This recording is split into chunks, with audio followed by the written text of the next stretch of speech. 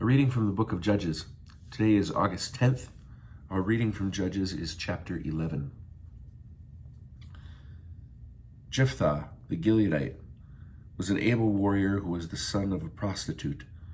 Jephthah's father was Gilead, but Gilead also had sons by his wife, and when the wife's sons grew up, they drove Jephthah out. They said to him, "You shall have no share of our father's property, for you are the son of an outsider." So Jephthah fled from his brothers and settled in the Tob country. Men of low character gathered about Jephthah and went out raiding with them. Sometime later, the Ammonites went to war against Israel. When the Ammonites attacked Israel, the elders of Gilead went to bring Jephthah back from Tob country. They said to Jephthah, "Come be our chief so that we can fight the Ammonites." Jephthah replied to the elders of Gilead, "You are the very people who rejected me and drove me out of my father's house. How can you come to me now when you are in trouble?" The elders of Gilead said to Jephthah, "Honestly, we have now turned back to you. If you come with us and fight the Ammonites, you shall be our commander over all the inhabitants of Gilead." Jephthah said to the elders of Gilead, "Very well, if you bring me back to fight the Ammonites and the Lord delivers them to me, I am to be your commander." And the elders of Gilead answered Jephthah, "The Lord himself shall be witness between us. We will do just as you have said." Jephthah went with the elders of Gilead, and the people made him their commander-in-chief. And Jephthah repeated all these terms before the Lord at Mizpah. Jephthah then sent messengers to the king of the Ammonites, saying, "What have you against me that you have come to make war on my country?" The king of the Ammonites replied to Jephthah's messengers, "When Israel comes from Egypt, they seize the land which is mine, from the Arnon to the Jabbok as far as the Jordan. Now then, restore it peaceably." Jephthah again sent messengers to the king of the Ammonites. He said to him, "Thus says Jephthah, Israel did not seize the land of Moab or the land of the Ammonites. When they left Egypt, Israel traveled through the wilderness to the Sea of Reeds and went on to Kadesh. Israel then sent messengers to the king of Edom, saying, 'Allow us to cross your country,' but the king of Edom would not consent. They also sent a mission to the king of Moab, and he refused. So Israel, after staying at Kadesh, traveled on through the wilderness, skirting the land of Edom and the land of Moab. They kept to the east of the land of Moab until they encamped on the other side of the Arnon. And since Moab ends at the Arnon, they never entered Moabite territory. Then Israel sent messengers to Sihon, king of the Ammonites, king of Heshbon. Israel said to him, 'Allow us to cross through your country to our homeland.' But Sihon would not trust Israel to pass through his territory. Sihon mustered all his troops, and they encamped at Jahaz. He engaged Israel in battle. But the Lord, the God of Israel, delivered Sihon and all his troops into Israel's hand, and they defeated them.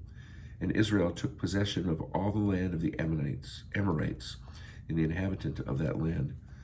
Thus they possessed all the territory of the Amorites, from the Arnon to the Jabbok, and from the wilderness to the Jordan. Now then, the Lord, the God of Israel, dispossessed the Amorites before his people Israel. And should you possess their land, do you not hold what Chemoth your gods give you to possess? So we will hold on to everything that the Lord our God has given us to possess. Besides, are you any better than Balak, son of Zippor, king of Moab? Did he start a quarrel with Israel or go to war with them?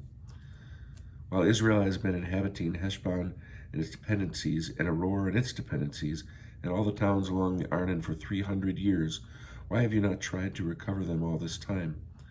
I have done you no wrong. Yet you are doing me harm and making war on me. May the Lord who judges decide today between the Israelites and the Ammonites." But the king of the Ammonites paid no heed to the message that Jephthah sent him. Then the Spirit of the Lord came upon Jephthah.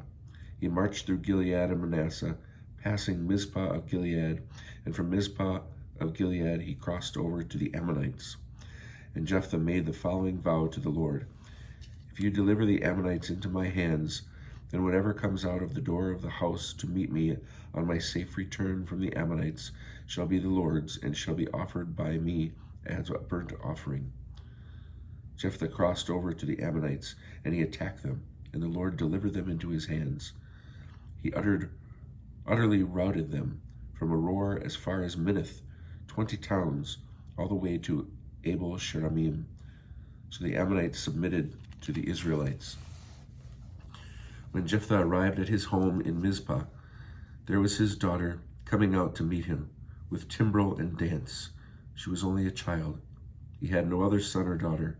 On seeing her, he rent his clothes and said, "Alas, daughter, you have brought me low. You have become my troubler, for I have uttered a vow to the Lord, and I cannot retract." "Father," she said, "you have uttered a vow to the Lord. Do to me as you have vowed, seeing that the Lord has vindicated you against the enemies, the Ammonites." She further said to her father, "Let this be done for me. Let this be for 2 months, and I will go with my companions and lament upon the hills, and there bewail my maidenhood." "Go," he replied. He let her go for 2 months, and her companions went and bewailed her maidenhood upon the hills. After 2 months' time, she returned to her father, and he did to her as he had vowed. She had never known a man, so it became a custom in Israel for the maidens of Israel to go every year for 4 days in the year and chant dirges for the daughter of Jephthah the Gileadite.